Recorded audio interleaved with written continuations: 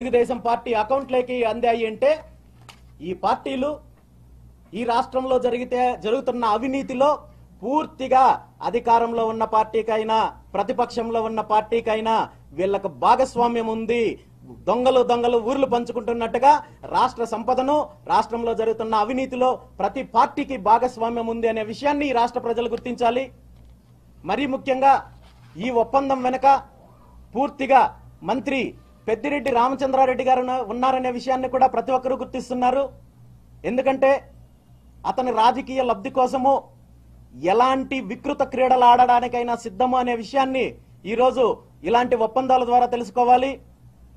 ఈ ఒప్పందంలో భాగంగానే చిత్తూరు జిల్లాకు సంబంధించి ఎక్కడెక్కడైతే రామచంద్రారెడ్డికి కావాల్సిన అనుకూల అభ్యర్థుల్ని నిలపడంలో కూడా చంద్రబాబు నాయుడు గారు అనుకూలంగా వ్యవహరించారనే విషయం ఈ రోజు సాక్షాత్తు తెలుగుదేశం పార్టీ నాయకులు మాజీ మంత్రులు చెప్పే కార్యక్రమం జరుగుతోందంటే దీనికి ప్రత్యక్ష ఉదాహరణ ఈ రోజు షిరిడి సాయి ఎలక్ట్రికల్స్ కంపెనీ నుండి తెలుగుదేశం పార్టీకి 40 కోట్ల రూపాయలు నేరుగా నిధులు అందాయి. వీళ్ళందరూ ఈ తెలుగుదేశం పార్టీ నాయకులు మిగిలిన నాయకులు చెప్తున్న వివరాలను బట్టి చూస్తే అనాధికారికంగా సుమారు 500 కోట్ల రూపాయలు షిరిడి సాయి ఎలక్ట్రికల్స్ కంపెనీ నుండి తెలుగుదేశం పార్టీకి అందాయన్న విషయాన్ని ఈ రోజు బహిరంగంగా మాట్లాడుకునే పరిస్థితి ఉంది. ఈ డీల్లో భాగంగానే కుప్పం నియోజకవర్గంలో రాజకీయ సమీకరణలు కావచ్చు, పుంగనూరు నియోజకవర్గం కావచ్చు, తంబలపల్లి నియోజకవర్గంలో కావచ్చు, పెద్దిరెడ్డి రామచంద్రారెడ్డి గారికి తెలుగుదేశం పార్టీకి చీకటి ఒప్పందం జరిగిందనే విషయాన్ని చిన్న కార్యకర్త దగ్గర నుండి మాజీ మంత్రుల వరకు ప్రతి ఒక్కరూ చెప్తున్నారంటే దీనికి ఇలాంటి ఎన్నో రకాల సాక్ష్యాలున్నాయి. కేవలం ఈ ఒక్కటే కాదు, రాష్ట్రంలో జరుగుతున్న అవినీతిలో ప్రతి పార్టీకి ఈ రెండు పార్టీలకు భాగస్వామ్యం ఉంది. ప్రతి ప్రాజెక్టులో కూడా అవినీతి జరుగుతోంది.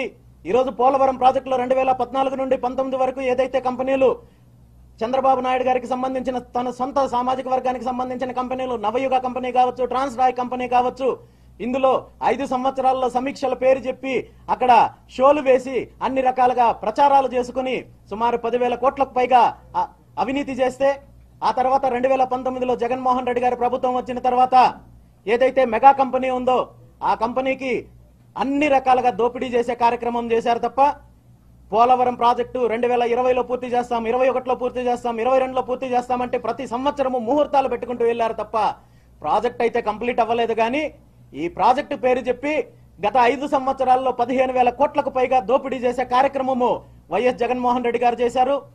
ఈ కంపెనీలు అన్నింటి నుండి కూడా రెండు పార్టీలకు ఈ రోజు అధికారికంగా నిధులు వచ్చే కార్యక్రమం జరుగుతోంది. అనధికారికంగా 100 కోట్లు 1000 కోట్లు ఈ రోజు ముడుపులు తీసుకునే కార్యక్రమం ఈ రాష్ట్రంలో జరుగుతోందనే విషయాన్ని ఈ రాష్ట్ర ప్రజలు గుర్తించాలి.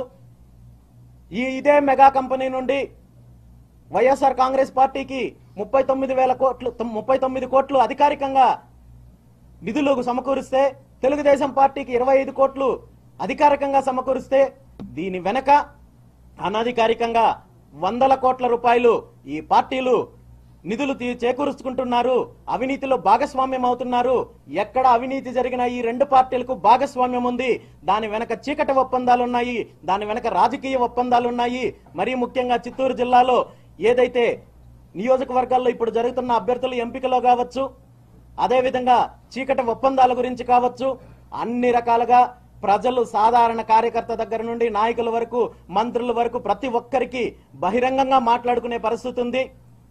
వీళ్ళ చీకటి ఒప్పందాల వల్ల, వీళ్ళు చేస్తున్న వికృత రాజకీయ క్రీడల వల్ల సామాన్య ప్రజలు నష్టపోతున్నారు.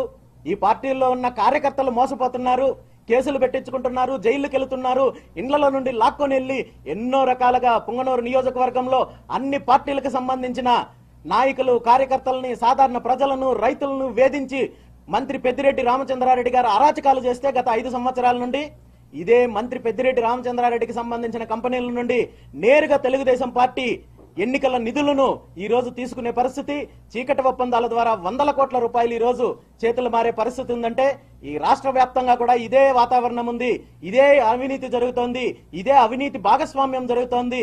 ఈ రెండు పార్టీలు గత 10 సంవత్సరాల నుండి సుమారు 10 లక్షల కోట్ల రూపాయలు ఈ రోజు అవినీతి చేశారు.